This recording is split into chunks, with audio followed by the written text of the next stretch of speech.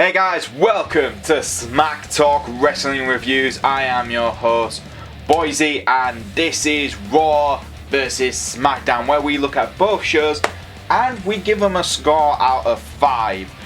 If you're new to the channel, please don't forget to like, subscribe and press that bell to keep notified with all the content we have here at Smack Talk Wrestling. Now that's all said and done, let's get straight on with the reviews. Let's hit the music.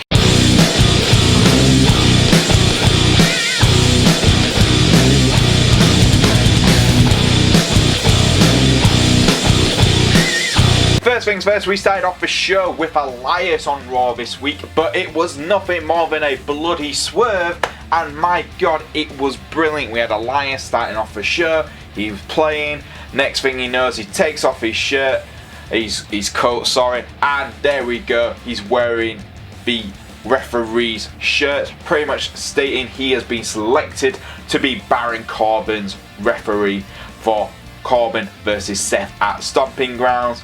Seth comes out of nowhere, starts smashing the chair, and this leads on to the whole round of the show last night, where it pretty much stated that Seth Rollins will pretty much destroy anyone who agrees or even talks to Baron Corbin, and we will see it throughout the night. I thought this was a great way to start the show. It's completely different. It's better than having the basic opening promos which we've been getting week in and week out, and it's just become so stale. This was a refreshing opening for Raw in my opinion. So with that said and done, I'm going to give this a 3 out of 5 stars. A fantastic way to start the show. Next up we had a Fatal 5-way elimination match, and this also had a purpose to this match. This was for becoming #1 contender for Samoa Joe's United States Championship, and this was Braun Strowman, Bobby Lashley, The Miz, Ricochet and Cesaro. Best thing is though, when they were getting into the ring, each superstar got to hit their finisher on Elias, because Elias was still in the ring after Seth's attack. Miz started it off, Ricochet, Braun, Bobby, all of them just hit. It was I thought it was fantastic and I really enjoyed it. The thing that led to the match, it was every man for themselves pretty much in this match, which was good to see. You had your 3 baby faces, Ricochet, Braun and Miz, who you would think would, kind of help each other, but no, this was pretty much stated every man for themselves. Cesaro and Bobby Lashley were the first 2 eliminated. They were both eliminated by Braun Strowman. Obviously this led to them taking out their frustration on Braun himself, which they helped Ricochet to pin it, surprisingly, because Cesaro and Ricochet have been kind of feuding for a while, so I was a bit surprised for Cesaro to tell Ricochet to hit his finisher, and all 3 men pinned Braun Strowman. Braun wasn't happy with this. He threw Ricochet at Bobby Lashley and chased off Cesaro, threw him into the LCD screens at the top of the ramp, and that left Ricochet and The Miz, which was a decent match between 2 good superstars in the ring. For me personally, I would have gone for The Miz for the win. I think after his failed feud with Shane O'Mac, which for me, The Miz should have won. This should have been like a state of compensation on that way. But no, Ricochet got the victory. I'm alright with that. Again, a new superstar getting an opportunity against a veteran like Samoa Joe. And, this was awesome. Joe obviously left the statement after the match, pretty much putting Ricochet in the clutch and storming off. Here's a warning for you, never turn your back on Samoa Joe, especially if he's watching your match. I'm going to give this a 3.5 out of 5. I thought it was a good match. It had purpose for it all, and it made sense why the heels would team up to take out Braun Strowman. So like I said, 3.5 out of 5. Next up we had Becky Lynch and Lacey Evans cut actually a decent promo for them too. Again, this is all emulating on what's going to happen at Stomping Grounds. Lacey Evans saying she's going to bring, class to the Raw Women's Division by winning the title of Becky Lynch. Becky just saying she's going to kick Lacey's ass. What I found actually to be slightly better and made the actual promo different, I was going to go give it like a 2, and then when Lacey started talking more about her past, being a Marine and everything like that, again, stuff which she really encompassed when she was in NXT. If you saw her NXT kind of run, she was a heel, but when she was talking about herself, she really talked about her past experiences, being a single mom, being, you know, and being a US Marine. It just kind of like, oh wow, you know, Lacey Evans is a badass as well. So having her talk a little bit more like that, like she did during her NXT run, was actually refreshing. It was good to see. You know, it made the fans actually go, well, we have to cheer for her because she is a former soldier, and obviously the crowd in the States will cheer for that. And it was a bit like a, ooh, you know, the crowd did react quite well with that one. So that was different, and it was good to see that actually developing Lacey Evans, not just to be this, you know, this very ladylike heel, but you know, she has layers. She has a very rough background, so that was good to see. So for me, I'm going to give this a 2.5 out of 5. Yes, after the promos were cut, Becky Lynch did beat the crap out of Lacey Evans, but again, that's fine. That's what Becky Lynch does. She's the man. And I think both women came across really well in this promo. Next up, we had the Viking Raiders. Yeah, the Viking Raiders are back on Raw. No reason why they disappeared for a bit, but they're back, and it's good to see them. They were taking on local talent again. I don't understand why they started doing this. Like with Heavy Machinery last week, they had them taking on local talent. Just doesn't make any sense really. We've seen them in matches a few times with other tag teams and they've held their own, so having them take on like local talent, it's just like, why? It's, you know, we know how good these teams are. It was a quick match. You know, the Viking Raiders raided and destroyed this local talent, and then we had R-Truth and Carmella. They were dressed up as Charlie Chaplin and a British soldier, an old British soldier, you know, one of those colonial British soldiers holding a baby. I mean, they were booing. I mean, everyone saw the whole 205 roster and some of the, you know, lower mid-card superstars from Raw chased him off, and it just, again, if it's not adding anything to the story for the 24/7 title, then just it just causes chaos. But so for me, I'm going to give this a 1 out of 5. I think the squash match was unnecessary for the Viking Raiders, and then having the whole lower card chasing after R-Truth really didn't add anything. It wasn't very funny. It was just them running off. So, like I stated, a 1 out of 5 stars. Next up, we probably had one of the most talked about segments on Raw, and it was a bit of a, oh my god, I cannot believe this had happened. It started off with a Revival going backstage to Shane O'Mac's private suite. Later on in the night, we saw Heath Slater join. He was there to talk to Shane O'Mac. Pretty much, he's asking for a raise. He's got a family to look after, and he needs money to put him through school and stuff like that. And it was pretty much like, look, Shane, I'm here as a man, as a father like yourself, and I just want you to, you know, I just need the money. You know, at first you couldn't hear what Slater was saying. The audio was out. Michael Cole tried to explain what was going on. They finally got the audio to work, and then Shane just pretty much stated, look, it takes a lot of courage to come in here, but unfortunately, no, you're not gonna get a raise. Slater leaves. He goes outside. He rings his wife. You can hear his wife on loudspeaker. And then Drew comes out. He goes, look, man, you know, we go back, you know, free MB.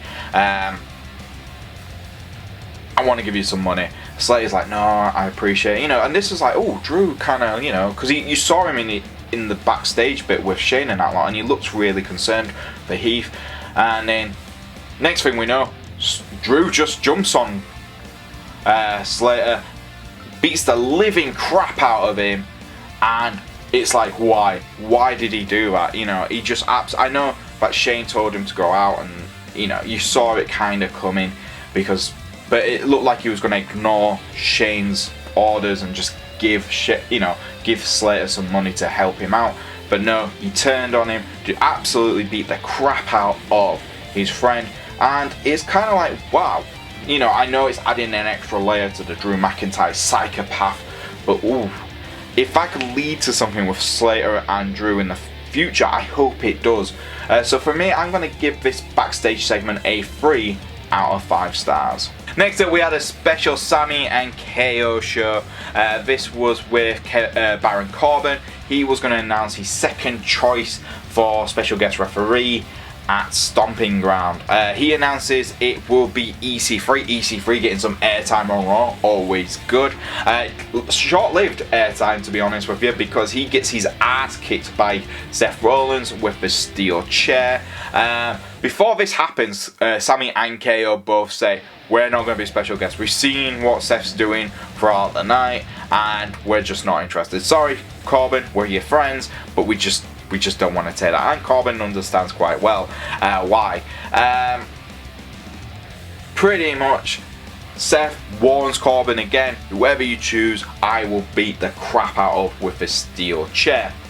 Seth leaves, and next thing we know, the New Day come out. Now, I was going to give this like a 2 at this point. I was like, what the... Again, the superstar shakeup pretty much came to the point of, alright, so there you go, there's the 4 superstars. But no, Daniel Bryan was early announced as well on the show, so it's like, well, I thought it was only 4 superstars, but I'll talk about that later. New Day turn up, and Sami and KO and Baron all say, well, you're not supposed to be here, you're not on the wildcard listing. And Kofi goes, I'm WWE champion, I can go where I want. And they challenge the KO, Sami and Baron to a 6-man tag team match that night. And yeah, they agreed. They even got EC3. They went, well, we need an official, and they pick up EC3 and they do Weekend at Bernie's kind of thing. And I thought that was quite good, and that saved it. It gave it an extra point in my opinion. So with that said and done, I'm going to give the Seth attacking EC3, the New Day coming out, I'm going to give it a 2.5 out of 5. Just before that match started though, we did get an awesome backstage segment where we saw AJ Styles. He's in the medical room with a doctor.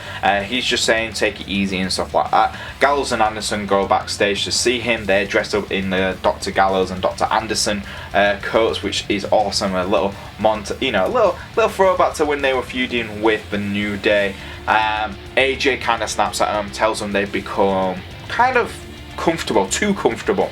They've not really been on TV, they've not been on main event, they've not really done anything for some time in WWE, and he wants Gallows and Anderson to, do what they did best in Japan.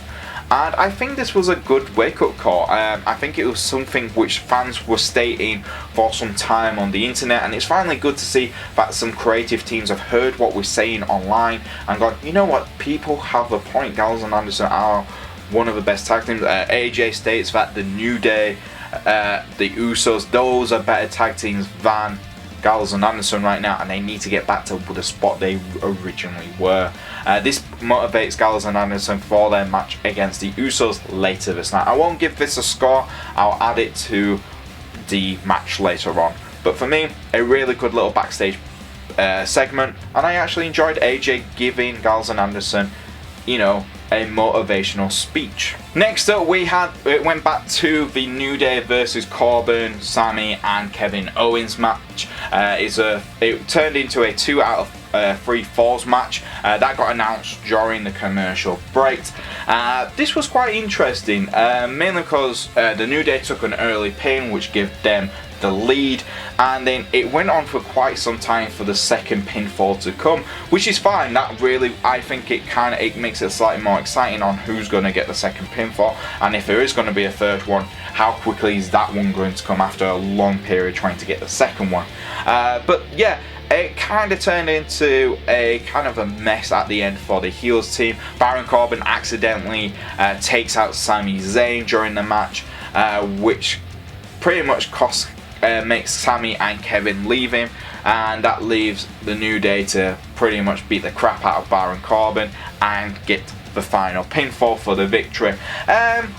you know, I think it was interesting. This would definitely make sure that KO and Sami are not going to be special guest referees after, you know, walking off from Corbin. That kind of destroys that those bridges with Corbin as well. So for me, I'm going to give this a 2.5 out of 5. This moves us backstage where we see Alexa Bliss. She has a cup for Nikki Cross, and inside the cup is an invitation for a tag team match against the IIconics, which will be for the tag team titles that night. I actually thought this was quite nice. It was a sweet little segment. Alexa did her manipulation thing yet again. So it was interesting. She tried to manipulate Nikki Cross against Bayley, saying that Bayley had said that she wouldn't take a photo with her fan because she was wearing a Nikki Cross shirt. I can't believe that. I think Bayley would pretty much take photos with anyone. She seems like that type of person. So it's you know, it's typical Alexa Bliss manipulation. We've seen it before with other superstars in the past, and you know what, it was interesting. So for me, I'm not going to score it now. I'm going to lead it into the Nikki Cross Alexa Bliss tag team match later on that night. Next thing we know, we're back onto the ring and we have Paul Heyman cutting a promo. Again, this is just stating that Brock Lesnar could turn up anytime, anywhere with the Money in the Bank suitcase. Obviously he wasn't there. It's nice to see Paul on TV, but again, we don't need him to cut these promos. All we need to do is just see him backstage or something. But yeah, he cut a promo. Again, Paul Heyman promos are always good. They're always good. He's really good at delivering. But after a while, you just go, you can tell when Paul is just like, I've got to say this, I've got to say this, and that's it.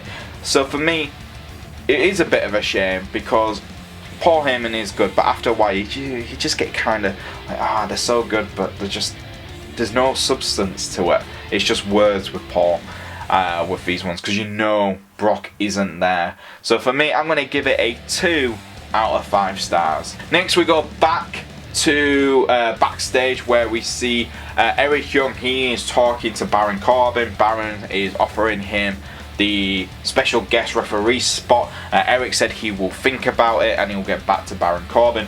He's walking off and Seth Rollins walks up to him. He's actually petrified of Seth Rollins at this point, and he goes, look Seth, I am going to turn it down. I was just telling him I'll think about it just so I could get away from him. Seth goes, look man, we go back long way, don't worry about it. I wouldn't do anything to jeopardize our friendship. I know you wouldn't, and I know I wouldn't. And he walks off. Next thing we know, Seth gets a steel chair again and he smashes the crap out of Eric Young. Again, this is the continuing theme throughout the night for Raw. Seth sees anyone or anything to do with Baron Corbin, he's going to beat the crap out of him with the steel chair. I thought this was fantastic. I really liked it. It just shows another, like someone said, I think Mark Henry said it as well, that after Raw, was Seth on how he's portraying himself right now. He's a babyface, but he's gone very, very dark. Reminds him of Edge, and I completely agree with that statement on what Mark Henry has to say with that. So I really enjoyed this. Again, it's not going to get a score because it all adds into the main event of the night. That moves us on to the Usos versus Karl Anderson and Luke Gallows. I was really looking forward to this match because, like I stated, AJ just absolutely annoyed with Gallows and Anderson, trying to motivate him into a big match. To actually take a match seriously. The match itself started off quite well. Gallows and Anderson came across really strong. They controlled the match, and you don't often get to see Gallows and Anderson do that. So having them control the match, it was like, oh yeah, they're getting back to the old school way, and then they started getting a little bit cocky. They started to sweeten each other, and the Usos took advantage of that. The Usos did get the victory over Gallows and Anderson with a super kick, double super kicks, and there you go, the Usos win. But the Gallows and Anderson should have and could have won that match if they had just taken it serious. You did get a backstage segment with AJ absolutely going berserk with Gallows and Anderson for, you know, just losing focus yet again over a match. And so for me, I'm going to give the match itself a 2 out of 5 stars. I think the AJ stuff did add stuff to it. I think if this is leading up to something, it could easily be something exciting. But the match itself was just a 2 out of 5 stars. But it's good to see Gallows and Anderson interacting with AJ again. And hopefully this can motivate them to actually elevate Gallows and Anderson to be a top tag team again on the Raw brand. Next thing we know, Roman Reigns turns up. Interesting fact for you, it says on his, you know, intro, his name, it says SmackDown Live. He hasn't been on SmackDown for weeks. He's been on Raw more than he has on SmackDown. Just a little gripe there for me. But yes, Roman turns up. He cuts a promo about losing to Shane O'Mac at Saudi Arabia. Shane turns up on the big screen. You know, gets his intro, best in the world, all that, blah blah blah. Shane, Drew and all that are cutting a promo about Stomping Grounds. Roman knows where they are, goes backstage to get them. The Revival gets their ass kicked by Roman. Then he goes into Shane's special room.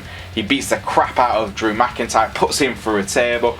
Shane tries running off, he gets into the ring. Next thing we know, Roman jumps over the barricade, starts smacking the crap, throws him into the ring, spear, and leaves Shane a message. Tell Drew I'll be waiting for him at Stomping Grounds.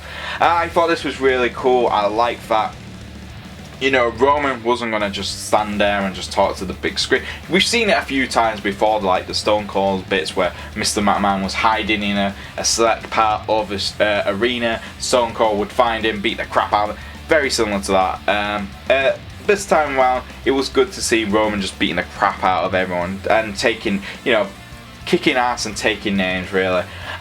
So for me, I'm going to give this a 2.5 out of 5. I think it really did.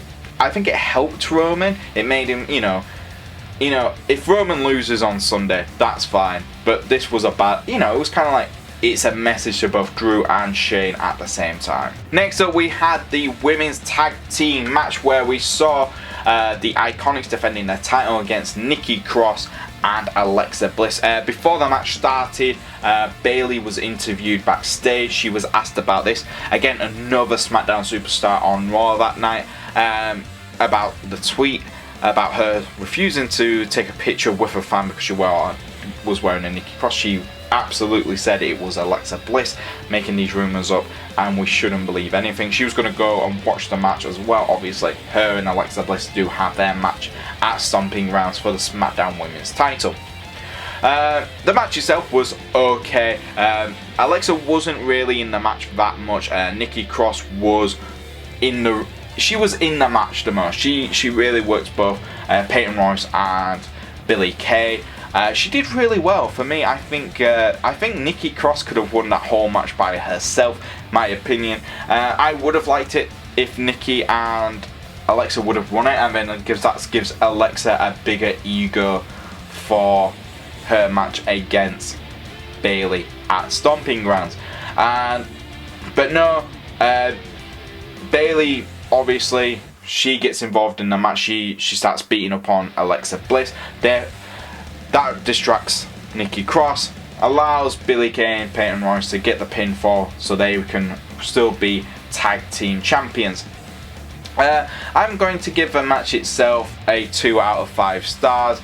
After the match, you did have Nikki Cross stating that everything Alexa's been saying about Bayley is true. She's been convinced now by Alexa Bliss that Bayley is a bad person, and that she will be in Alexa Bliss's corner to help her at Stomping Grounds. Yeah, like I said, it's a 2 out of 5 match. It wasn't anything too particular special. It's a shame, really. I think Nikki Cross came across really well. It's just the IIconics. They're meant to be the tag team champions, but they don't seem that. Like, it seems like anyone could win the titles off them as a singles competitor. Now we're going to the next episode of the Firefly Funhouse with Bray Wyatt. Again, this was absolutely friggin' awesome and dark and evil and everything you expect from Bray Wyatt's Firefly Funhouse. he just talked about how the earth is flat, dinosaurs still exist, and that we shouldn't trust anyone but Bray Wyatt. And again, it's just so cool. Then it went all kind of demonic with the kind of flashing out. Then you saw like a radio tuning and different types of music. We saw the Muscle Man dance again quickly, and then we saw the Fiend, where he is. I know a lot of people were expecting Bray to turn up onto Raw this week. I'm kind of glad they held off a little bit longer, but they need to turn him up. It would be awesome if he turned up at Stomping Grounds to take someone out. That would be awesome. But yeah, I really like the Firefly Funhouse. It's probably, for me, the best part about Raw every single week nearly. So for me, I'm going to give this a 3 out of 5 stars. Last but not least, we went on to our main event. This was Daniel Bryan versus Seth Rollins for the main event. They talked about this is the first time in 4 years these two have competed against each other in the singles match, and Daniel has beaten Seth every single time. That is interesting. The match itself started off really weird. Seth was in control. Rollins got involved into the match quite early, which ended the match in DQ. The New Day came out to help Seth. Then Sami Zayn and Kevin Owens came out. That caused a lot of chaos. Rollins helped KO and Sami beat the New Day. Referees came out, they kicked him out, and then the match was restarted by someone. No one explained who restarted the match, but this restarted the match between Daniel Bryan and Seth Rollins. To be honest, I'm kind of glad. It was only a short match by that point after all the chaos and everything. If you got Kevin Owens, you got Seth Rollins, and you got Daniel Bryan in your main event, you do not need these run-ins. I honest to God do not understand why they needed this kind of run-in. They should have just let them have a match like they did at the end and seal the show. They still managed to have a fantastic match in like, I think it was like 7 minutes, less than 7 minutes. And it was brilliant. Daniel did lose. He got stomped by Seth Rollins. Seth won the match. I'm going to give the match itself a 3 out of 5 stars. It would have been higher if they just left it to be Seth versus Daniel. If it was just that, it could have eased. We got 12 minutes, maybe more. Like, give it 15 minutes of Seth versus Daniel. You could have had a 4-star match in the main event, but no, because they had to throw New Day, KO, Rollins into this, and Sami, it just made it too messy at the start. And then when we finally got to the actual meat of the match between, Seth and Daniel Bryan, it was just like there's not enough time here, and it kind of lost points there for me. So like I stated, it gets a 3 out of 5 stars. This now moves us on to SmackDown Live for this week, where we started off with the New Day. They came out. It's always a fan favourite. The fans do enjoy the New Day opening up the show. They cut a promo about Stomping Grounds. Dolph Ziggler comes out. Again, Dolph cutting a seriously good promo. Again, the guy he's really good on the mat. He's really good in the ring. It just seems like he's the full package. But WWE have never used Dolph Ziggler properly. And I hope, if at Stomping Grounds Kofi does lose and it goes to Dolph, I think he would be a capable heel champion for some time. But yeah, this was quite interesting. Dolph talking about how at the steel cage he's going to finally get his WWE title. Kofi explains, look, I've been in a stable. My run to get this title started at Elimination Chamber, and you know what? I'm used to steel cages, so don't talk to me about steel cages. Good little back and forth between Kofi and Dolph, but again, it's a generic opening segment from SmackDown. It's promo match kind of formula, and it's paint by numbers. And I know WWE are trying to be safe, but they should have done something different. They should have had something where they cut a promo, Dolph comes out, and Dolph, Sami and KO just come out and beat the crap out of the New Day, leading to, you know, just doing something like that. No promos, no nothing, just have the heels attack them before they cut a promo would be absolutely interesting. When they're walking down the ramp, New Day don't watch what they're doing when they're walking down the ramp, and they should have just been attacked. Something like that would have added spice. Look at how Raw started this week with Elias starting off the show playing the guitar and then getting attacked by a steel chair was something we haven't seen in such a long time on Raw. SmackDown, on the other hand, went for the generic opening promo to start the show. So with that said and done, I'm just going to give it a 2 out of 5 stars. Dolph's good on the mic, but it's still generic altogether. This led up to a match between Xavier Woods and Dolph Ziggler. To be honest with you guys, this was a really entertaining match. I expected it from Dolph Ziggler, but again, you can't. Xavier Woods is one of those guys. I think we're just so used to him being a tag team specialist. When he does compete in these singles matches, we do get a bit shocked at how good he actually is in the ring by himself. KO and Sami Zayn did get involved in the match. They took out Big E and Kofi Kingston. Referee pretty much ejected all 4 men from ringside, allowing the match to continue. Once that was done, again, shenanigans aside, we didn't really need that because Xavier Woods and Dolph Ziggler actually had a decent match between the two of them. At some point, you were like, Xavier Woods could win this match, and that's a making of a good match. You know, Dolph is the #1 contender. They need to give him a bit of a push, but having that type of match where you question if he's going to win against a guy like Xavier Woods, who is that shock factor of actually, damn, he's actually really good in the ring, gives you that, ooh, this is a good match. I actually really enjoyed this match. I'm going to give it a 2.5 out of 5. Dolph did win by the end after beating the super kick twice to Xavier Woods, just getting the win. It was awesome. Again, like I stated, this is possibly the best underrated match of the night. So we had a moment of bliss on SmackDown Live. This was with the SmackDown Women's Champion Bayley. Alexa Bliss was accompanied to the moment of bliss with Nikki Cross, her new partner, her new BFF. I actually thought this moment of bliss was really well put together. You had Bayley come out with Alexa's coffee, which annoyed Alexa, and both women went straight at it, exchanging words with each other. I think this is possibly, for me, one of the best moment of bliss episodes we've had in some time. Both women exchanging a lot of words, which could have been true. There was a lot. It felt like there was a lot of truth to it. Alexa stating that Bayley had peaked at NXT. Bayley stating that Alexa's not a goddess. She's just a very privileged girl who thinks she deserves everything she gets. And, you know, both women really getting at it. I really enjoyed this. I really enjoyed it. I like that Alexa was talking about how Bayley was the leader of the locker room in NXT, and even she didn't treat Alexa with same respect as Charlotte Flair did when she was in NXT. So that, again, it's going back to their time during their period of NXT. Both women went out to beat the crap out of each other. Nikki Cross dragged Bayley off her, and Alexa Bliss hit Bayley with a right hook, taking her down.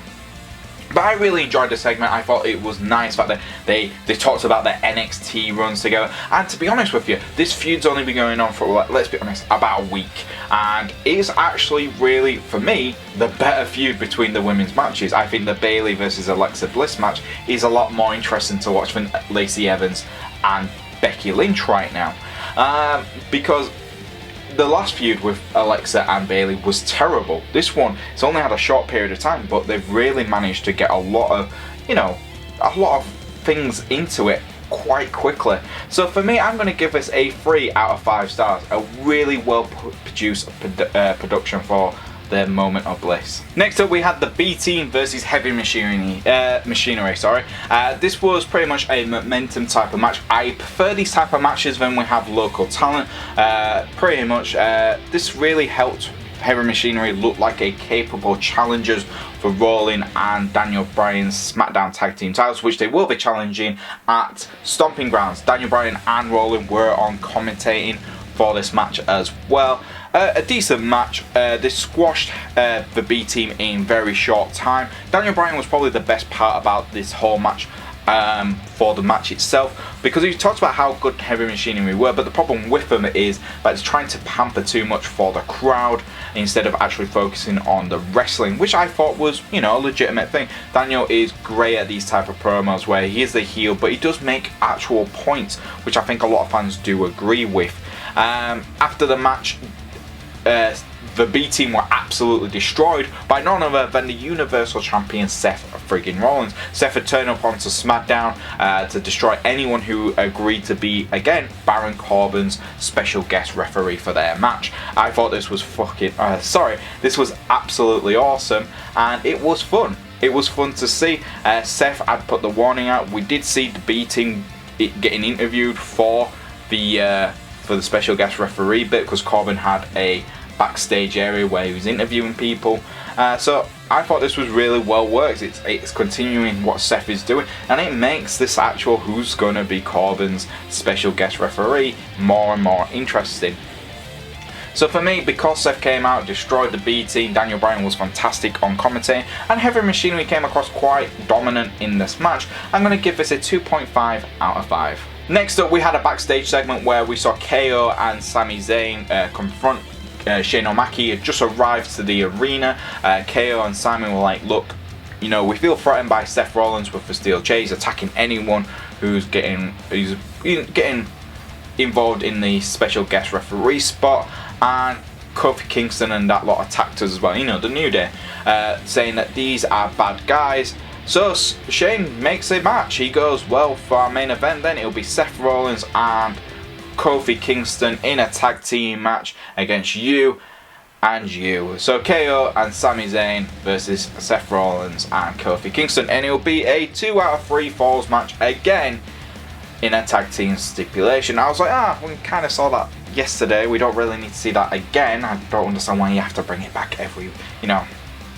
But I thought it was fine, and it led up to the match itself, which I won't give this segment a score for. Next up, we had an awesome Aleister Black promo yet again. Aleister Black was talking about how he's ready for a fight. He hears people outside the doors, and he says that he keeps hearing saying he doesn't deserve to be here, in their words, and he's just wanting a fight. Again, this is awesome. Aleister Black has been absolutely killing it with these promos, begging someone to knock on the door so he can have a fight. I'd be interested to see if he actually gets a fight at Stomping Grounds. It would be awesome that he finally gets a match. Someone calls him out and he turns up and he just beats the crap out of him. That would be absolutely entertaining.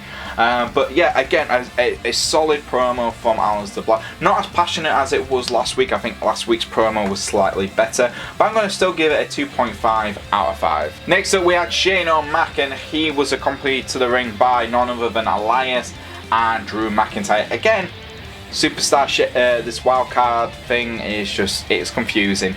Pretty much, Shane was talking about what had happened on Raw, that Drew was getting prepared. Again, this was a bog standard promo. Luckily enough, it was saved by The Miz. The Miz comes out, he shows clips of what Roman did to him. Would have been nice to see Roman turn up on SmackDown, you know, the home brand he's on. But no, Shane got a bit annoyed with this, and he stated, Miz, you will have a tag team match, but you have to find a partner in 10 seconds. Who comes out of the ring? None other than R-Truth. He is hiding underneath the ring. So the Awesome Truth is reunited for this episode of SmackDown Live. I'm going to give a promo a 3 out of 5. Reason is The Miz. He saved the promo by stating that Shane gets way too much airtime on TV and people don't want to see it. Again, people have been saying this online, so it's nice to see that someone on creative has actually gone, people are complaining about this, we should use it on TV, and they have. It's very smart. The Miz just showing the clips of Roman and the slow-mos and everything like that, and just everything. The Miz just absolutely saved this very generic promo and made it actually entertaining, and then R-Truth coming out actually made it actually quite fun as well. So like I stated, it's a 3 out of 5 stars. But before that match could get started, we did get another backstage segment. There was a lot of going back and forth between the ring and backstage, as it usually is. We saw Paige with Asuka and Kairi Sane, and she was making an announcement that the IIconics will be taking on Kairi Sane and Asuka in Tokyo, Japan. If they win in Tokyo, they will get a tag team title match the week after that. So obviously we've got Stomping Grounds, and I think they go to Japan, and then when they come back the week after that, they go and face each other. So that could be quite interesting. I hope they show the result. I think that's just a house show, but if they do show the results from the Tokyo tour for that would be quite interesting. I hope Kairi Sane and Asuka do finally get a proper title shot, because they have been dying. They probably are the team I think most people want to see, even though they've been taken off TV for such a long time. It was good to see them, don't forget, but I'm not going to really give this a score. It's just an announcement that this is what's going to happen at the tour in Japan. Then this led us back to The Miz and R-Truth teaming up to take on Drew McIntyre and Elias. This was a bog standard real match, really. It was an elimination match as well, so it was a tag team elimination match, which Shane added after he announced the tag team match. It just, again, you kind of saw how it was going to go. Elias, he pins R-Truth. R-Truth is eliminated. All the superstars come running out. That, you know, again, a 24/7 running. Shelton Benjamin steals the belt. He hasn't pinned R-Truth. Referee has to remind Shelton Benjamin that he has to pin R-Truth for the title. R-Truth gets the title back off the referee and runs off after being eliminated. This left The Miz by himself to get his ass whooped. Unfortunately, again, I understand what they're doing. They're building momentum up for Drew McIntyre. But The Miz, really? Do we need to see The Miz constantly getting his ass kicked? Where was Roman Reigns to save The Miz in this one? But no, we saw about 3 Claymore kicks to The Miz in this match. Drew McIntyre, Elias did win. Elias did look a bit like, why is Drew beating the crap out of The Miz? Now we've won the match, so let's get over it. But I don't know if that was just Elias being, you know, he worked majority of the match until Drew got in by the end and destroyed The Miz. So I'm going to give the match a 2 out of 5 stars. I think the running from the 24/7 championship, it causes too much you know, shenanigans into the match, and it takes away from the match. I think it would have been better if Roman had come out and been The Miz's tag team partner. But yeah, like I stated, it was a momentum match for Drew more than anything. So like I said, a 2 out of 5 stars. Backstage, we did see Ember Moon. She was looking for Mandy Rose and Sonya Deville. She found them. They were eating donuts. They do that thing on Instagram where they go out and eat donuts together, which is cool. I do recommend. They find some absolutely awesome donuts. But Sonya Deville did apologize for destroying Ember Moon's switch. You better be sorry. Do you know how much those things cost? But yeah, Ember Moon's had enough. She's sick and tired of bullies like those two, and she snapped and she finally attacked Mandy Rose and Sonya Deville. It would have been nice if Carmella had joined us. She did bump into Carmella, but she was looking for R-Truth at this point. Again, get Carmella away from R-Truth. I know it's good when they are together. Have them together when it's the superstar, you know, mixed match challenge. That's fine. Do that, but come on, guys. Get Carmella to work with Ember Moon for a bit. That would be an interesting team up against Sonya Deville and Mandy Rose. But we didn't. Ember did take out both women before officials dragged all 3 women away from each other. I'm not going to really give this a score unless it starts leading to actual matches, which I want to see soon because I'm sick of these backstage interactions between the 3 of them. We also got a backstage segment when we finally saw R-Truth. He's trying to escape with the 24/7 title. He sees someone dressed up as Carmella. She's pointing out a Uber taxi. Referee comes out and R-Truth's confused, like, you're an Uber taxi and a referee? Maverick pins him down. His boobs go flying out. That's awesome. I thought that was pretty fun. And Maverick, it finally gets the 24/7. He steals the referee's car, that's his own car, and goes, I'm the 24/7 champion and I'm getting married, and drives off. I thought that was brilliant. That is fine. I like that. I like that Maverick won the 24/7 title. He's been absolutely brilliant on social media with it. Now it'll be interesting to see how R-Truth tries to win the title back. But I've got a feeling Drake Maverick's wedding is going to get involved.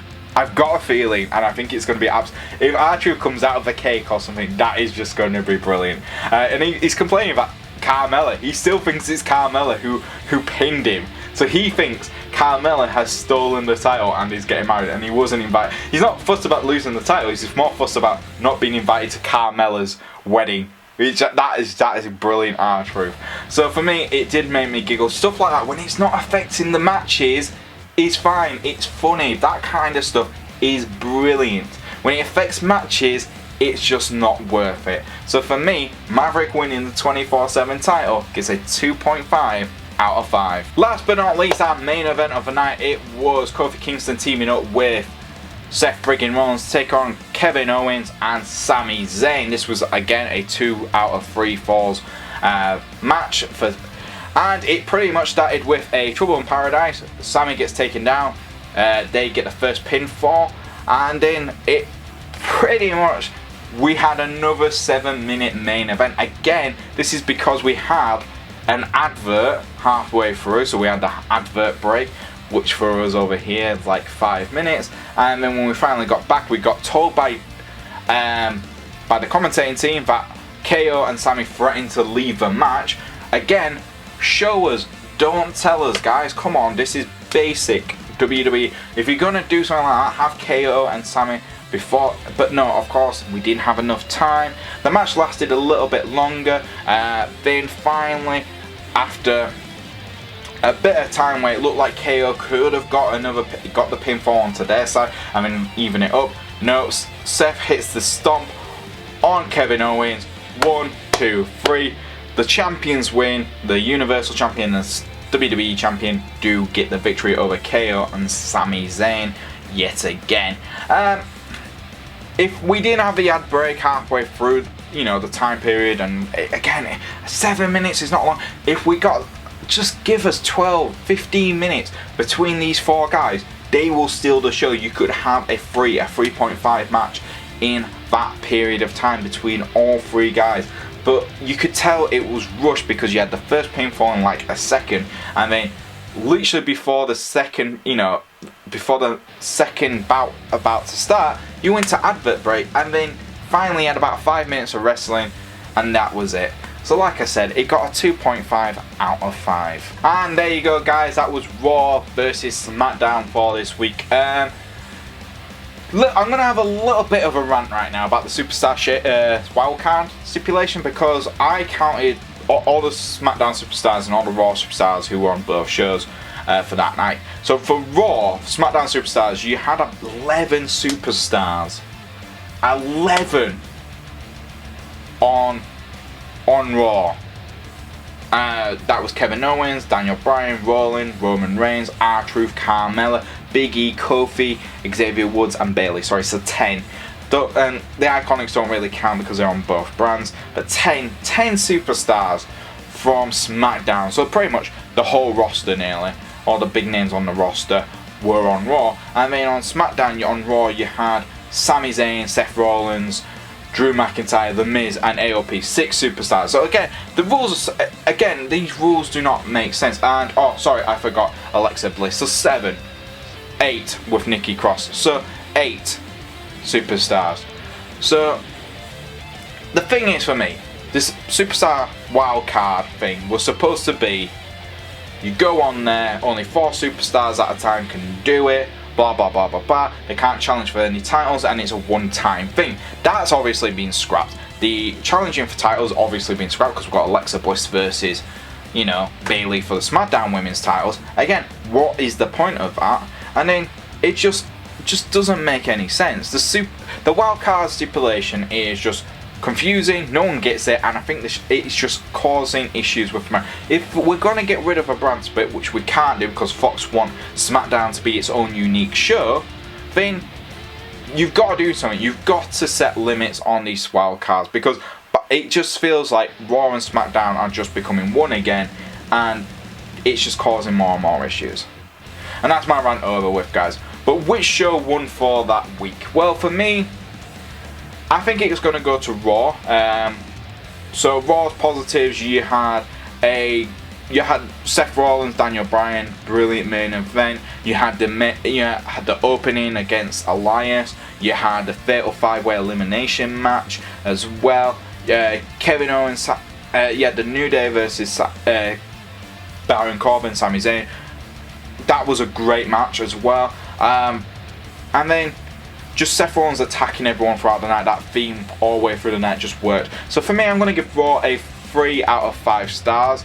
SmackDown, on the other hand, you had a handful of good things on there. Xavier versus Dolph Ziggler was a decent match. You had Alexa Bliss's and Bayley's moment of bliss moment was really, really good. And then everything, you know, Shane and the Miz promo was good as well. But again, you expect that. And, you know, Maverick winning the 24/7 title was fine. And then the main event was okay. Again, fine, but it needed more time. So for me, I'm going to give SmackDown a 2.5 out of 5. So like I said, Raw wins 3 out of 5 stars. So what was your favourite part about SmackDown versus Raw? Well, Raw versus SmackDown, guys. Leave it in the comments below. If you do like our videos, don't forget to like, subscribe, and press that bell to keep notified. If you want to follow us on the old Twitter, it's at SmackTalkYouTube. That's SmackTalkU and a tube. And if you want to follow me on the old Twitter, it's at Boyze88. And I'll see you guys next time on Smack Talk Wrestling Reviews.